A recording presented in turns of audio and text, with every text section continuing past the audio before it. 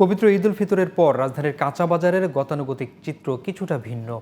ঈদের ছুটির কারণে বেশিরভাগ দোকান বন্ধ এবং পণ্য সরবরাহ কম রয়েছে।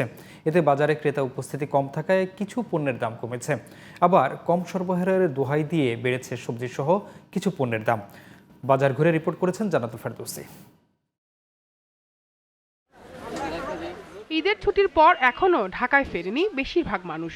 শুক্রবার সকালে রাজধানীর কাঁচাবাজারগুলোতে তাই ক্রেতা উপস্থিতিও ছিল কম। চাহিদা কম থাকায় বেশিরভাগ পণ্যের দাম রয়েছে স্থিতিশীল। ঈদের পর লেবু শসার দাম কমলেও অন্যান্য সবজিতে বেশি দাম হাঁকছেন বিক্রেতারা, এমনটাই অভিযোগ ক্রেতাদের।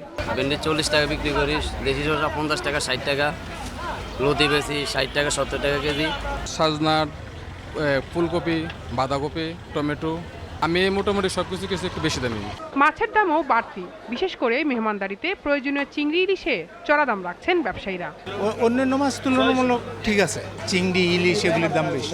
আগে থেকে মাছের দাম একটু বেশি এখন। বাজার ভেদে গরু মাংসের দাম কমেছে, ক্রেতা কম বলে কমেছে ব্রয়লার মুরগির দামও। যারা সামনে বাড়িতে গেছে সেটা তো এখনো আসে নাই, আমরা সীমিত আকারে বেচা বিক্রি করতেছি, এ কারণে মোটামুটি রেট সীমিত হয়ে আছে।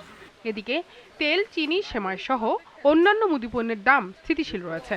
আগের বাড়তি দামেই বিক্রি হচ্ছে সব ধরনের চাল। পোলাও চাউল আর ছোলা, বুট, ডাল, শুকনা যে খাবারগুলা এগুলা স্থিতিশীলই আছে। তেলের দাম আগের দামই আছে, আর চিনির দামটা 120 টাকা স্থিতিশীল আছে। মশলা আইটেম থেকে শুরু করে এগুলো মোটামুটি আগের দামই আছে, বাড়েও নাই কমেও নাই, এরকম শুধু এলাচটা বাড়ছে। মিনিকেট আগে যেমন 75 টাকা বিক্রি করছি, এখনও 75 টাকা আছে, 28-65 এখনও সেম দাম।